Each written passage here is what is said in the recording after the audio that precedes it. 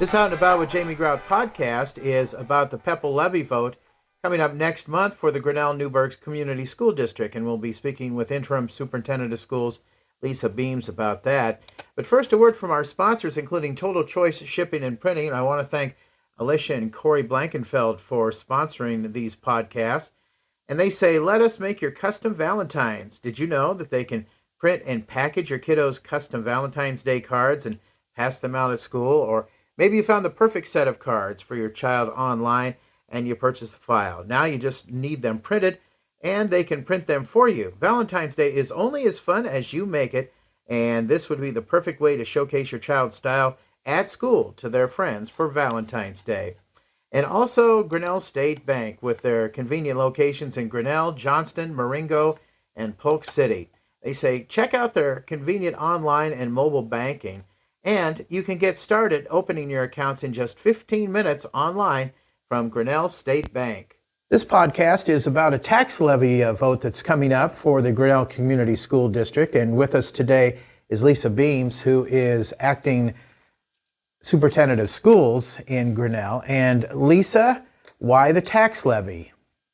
So the tax levy is driven by the district working to find solutions in terms of being able to better manage its spending authority in the future. So the goal of the tax levy is that we can combine the resources we have available to build a new school facility, which will bring us to one elementary school versus the 3 that we currently have. And we talked a little bit about this before we started the podcast, but Newton is kind of facing the same decline in enrollment, and they're rearranging their elementary schools and whatnot to fit that. And I'm assuming you have the same problem going on in Grinnell. Yeah, so when you look at the history of Grinnell, which is not unlike many school districts, especially school districts the size of Grinnell and Newton, over the last 50 years, this district has lost close to 1,000 students, but is still operating in the same physical structure that it was in 1975. So we had 3 elementaries, 1 middle school and 1 high school in 1975. We still have 3 elementaries, 1 middle school and 1 high school in 2024. And people may say, well, then you have lots of space and you can just get rid of a building. So we know a couple of things. As buildings age, they cost more money to operate in the general repairs, and then you can't get ahead of it because you have a lot of infrastructure systems that are failing.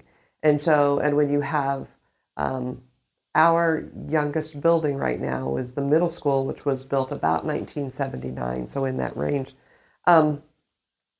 We have lots of buildings that are needing, our buildings are needing lots of infrastructure work, and so that makes it challenging to meet that demand.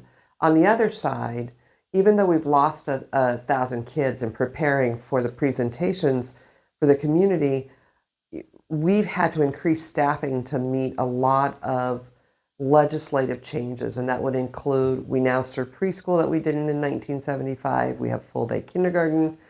Special ed became significant legislation in about 1975, the mid-70s. Talented and gifted. There's differences in the depth and breadth of our career and technical programs that a school has to offer. So when you do a comparison based on the number of gen ed teachers we would have, it's very similar to what we had in 1975. But we probably have, or we can account for just about 39 additional teachers that would be coming out of specific legislation. And there's support services at risk and such to those that I identified, but they also need space. And so it's not that our buildings are sitting empty, or any Newton's buildings aren't sitting empty. It's that you have to restructure. And similar to that as well is that in 3 buildings, it becomes very challenging to serve the kids efficiently and give them the best. An example would be, we have a lot of shared teachers between our elementary schools.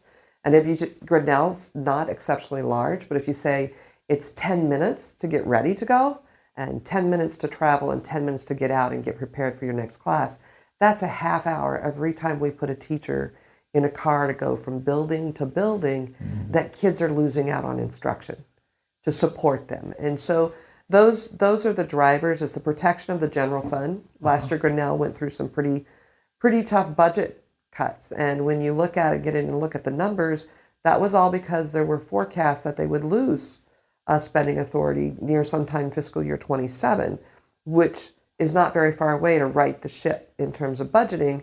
And therefore, they did what they had to do. And in forecasting, it looks that gave about 5 years before you could be in a similar position.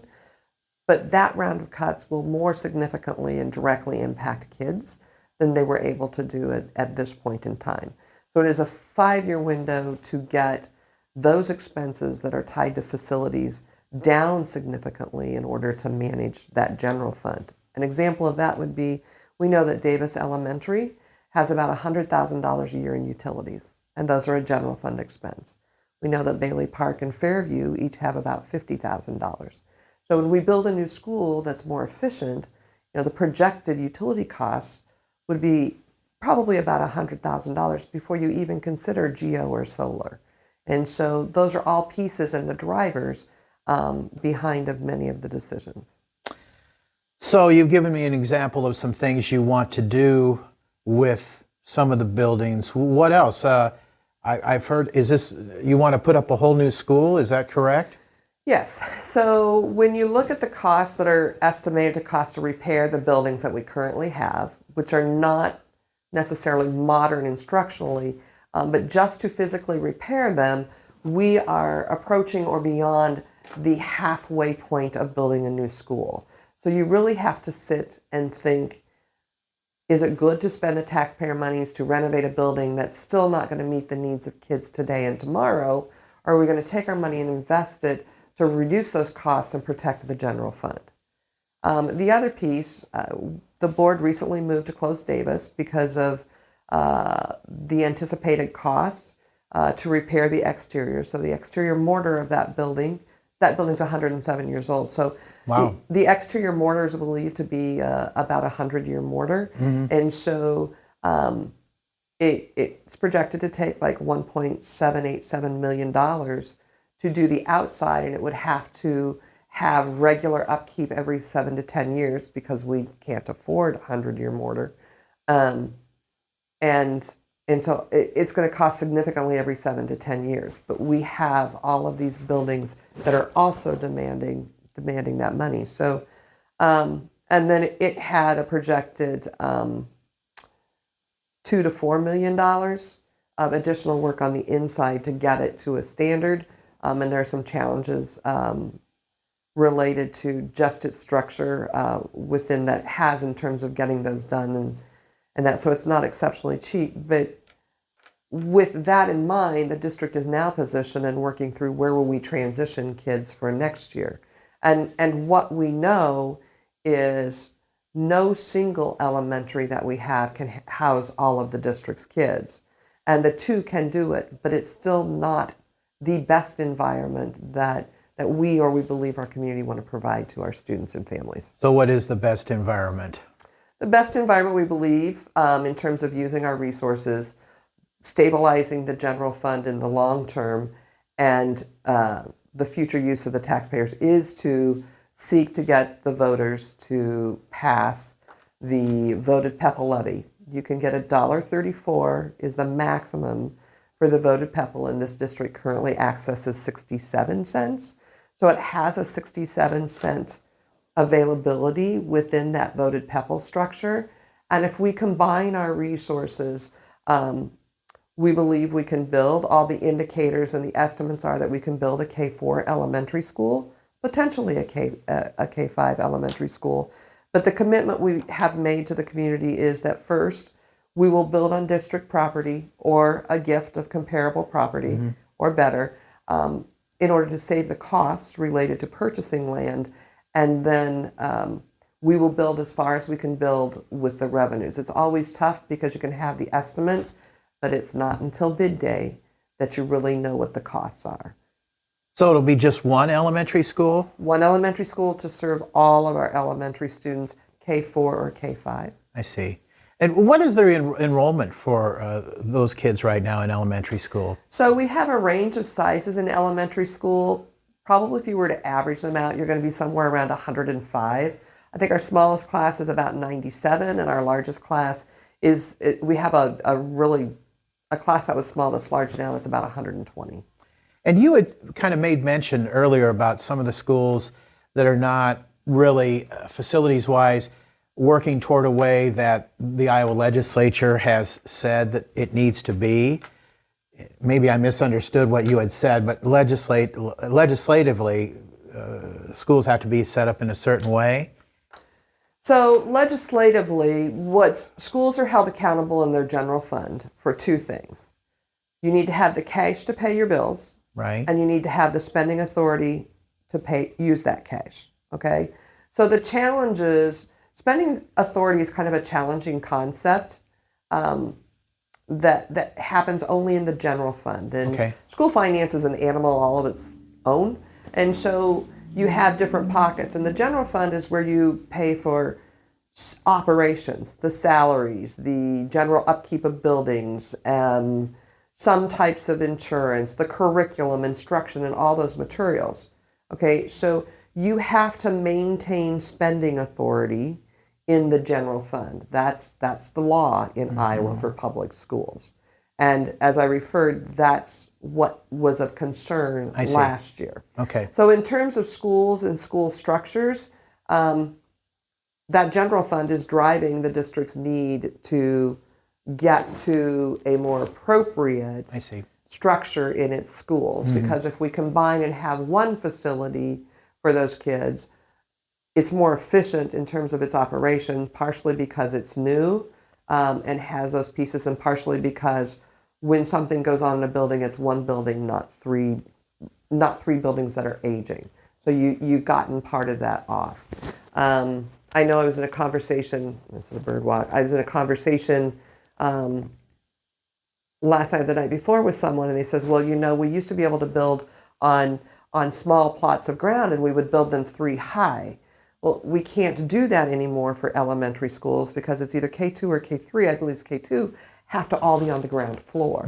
And so that's why you see elementary schools that are much more level, one floor versus the 2. Is that because you're addressing disabilities and that kind of thing? Partially, I think it's also fire safety and such things. So it's probably a combination, and that would have been in place somewhere. It was probably, my estimate would be in the 50s or 60s, because both Bailey Park and Fairview, which are one-story buildings, were built between 59 and 61. My gosh, I can remember back when I was in high school in a speech contest in Ottumwa, and that high school, I think it's 4 floors. Yeah. High school kids, older kids, just kids be in that lower elementary, have to be able to be on a ground floor, not basement, not second floor. So when is the vote coming up for this? So the PEPL vote that's been presented for the community to make a decision on is on March the 4th. Okay. And so right now we're doing a lot of community presentations to inform people, to make sure they can make an informed decision related to that. So we encourage our community members to do that. The building a school building under the 67-cent levy is legal. It's not typical. Typically, you go out for a general obligation bond, and all the weight is carried through the tax on that bond. The method we're proposing to our community is that we use this additional 67 cents within the levy. The district has held a decent reserve in our PEPL and Save, which is another fund that we can use, the Save fund that we can use, because they knew if something went wrong with the building, it was going to be expensive and they need to have access quickly. So they will put that reserve as part of the project, which is about $6.8 million.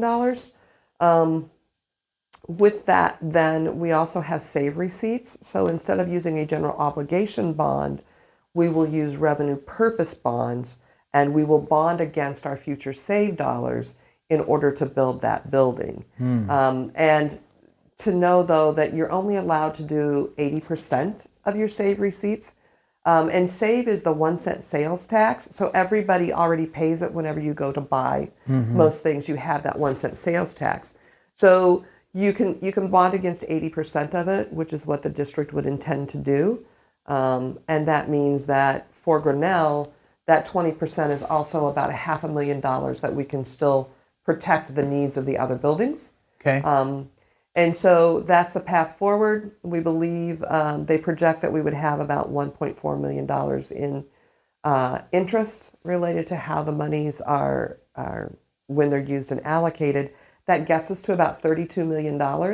And that is what our best projections are across things to be able to build a good, solid elementary school to move into the future.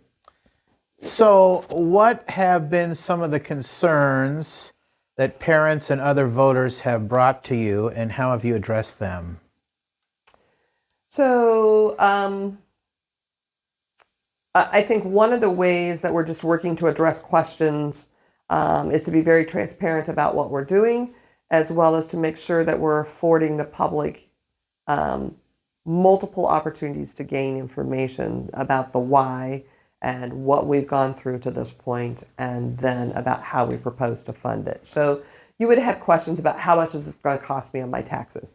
How much is, are you going to have a 4 or 5, or how's it going to look when it's designed? And some of those things, because of the situation we're in at this point, in part because of the Davis accelerated everything that has transpired, the loss of the Davis school. So we've been working to answer those questions related to it. There's also, we very generously, the Arns Foundation, the Claude W. and Dolly Arns Foundation, and the Arns Park Foundation has gifted a property of land, a piece of land that's tied to that. And so that has facilities that are currently used as soccer fields. There's also the community, what's used by the city in terms of that. We would integrate into the foundation offices, and there's always the family center. So all of that gift is subject to the passing of the voted PEPL. So what's challenging for all of us right now is we have this generous gift, but to proceed, and we have the general piece, but to proceed, to be able to finalize and communicate with people, this is how this is going to play out, and this is how this is going to play out. We can't do that until we can sit down with all the partners and say, hey, let's figure this out. What we know we do have is the commitment of the leadership in the community to figure it out. We're already doing things. The city has been very helpful in working on the redevelopment. How can we get Davis redeveloped? And because we want to save it for the community, this community loves its old schools or its old buildings, and we want to do that. And so they've been supportive of that. They've been supportive of, prior to having the gift presented, we did our due diligence related to that property compared to the middle school property. So we're working together, but we can't say it's going to be this way, because to make those decisions in the best interest of the community needs to be all of us sitting around a table with other people to say, okay, let's think about this, short-term, long-term. How does this play out? How does this align to both the vision and mission of the Arns Foundations and to the needs of the community? So I get that sense of angst. We've been actually working on preparing a website that I hope to have out by the middle of next week that just says, okay, here's an opportunity for you to ask questions related to that component of this, and having some frequently asked questions. We're still not going to be able to say it's this or it's this. You know, people are going, what's going to happen to the soccer fields? Well, yes, that's where the elementary school would go, but I also know from the seat we sit in as a district, we have old football fields and softball fields at the middle school complex. That's a potential site, but if I can't say that's where they're going to go because there may be something better we can do, and we can't get that done and invest more time until we know whether that PEPL vote is going to pass. Once it passes, then we can begin to work through all of the questions that everybody has. I've heard things around the kites over Grinnell or the fireworks and all of those things. Fireworks and events like that are typically often in communities held at a large site, which is often a school site. So some of those pieces just give us an opportunity to get that all there. That many of the things aren't going to change at all, wouldn't change at all. We don't know what's going to change until we get to the other side of that vote and know the direction that we then need to go with that. But what I can tell people is we're all committed to working together. You mentioned that you're going to try to get a website going here real soon to answer questions. If people listening to this have any questions, maybe without the website, how can they go about finding them? Give you a call? You can call the office and Amy will get you to me. You can email me. My website is on the district website, or my You mean phone your number, email? right, email, as well as the district office number is on that website. As well on that website, our district website, off of that you will find information and background related to the upcoming vote. So there you find how is the levy structured overall, because we use a 1% surtax, so it breaks that down. You brought me a sliding scale here before we started. I went high tech and low tech. Okay. So the high tech is off the website. It has how each type of property is calculated, the income surtax, the residential, the commercial, and the ag land. And then it also has electronic calculators where you can go out to Beacon Snyder, look up your assessed value, punch it in, and it will tell you how much the anticipated cost is per month, or per year, per month, per day. And then it will also tell you on the property what the impact is projected to be because of the 1% surtax. Okay. And the vote again is when? March 4th. Okay.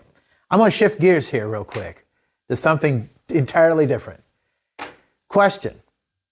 Is it impossible to keep the kids off their phones? Impossible. I'm not impossible.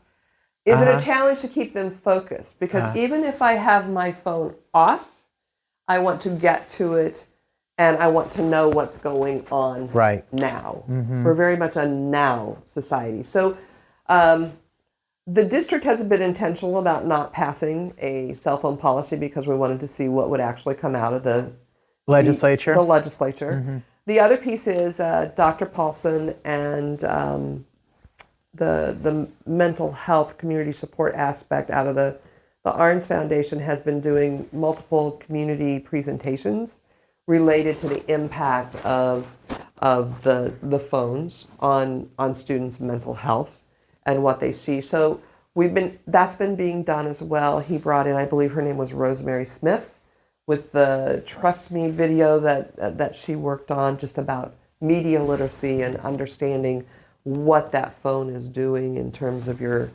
thinking and your engagement with that. So communities had that opportunity. We're working to make sure the board has similar background.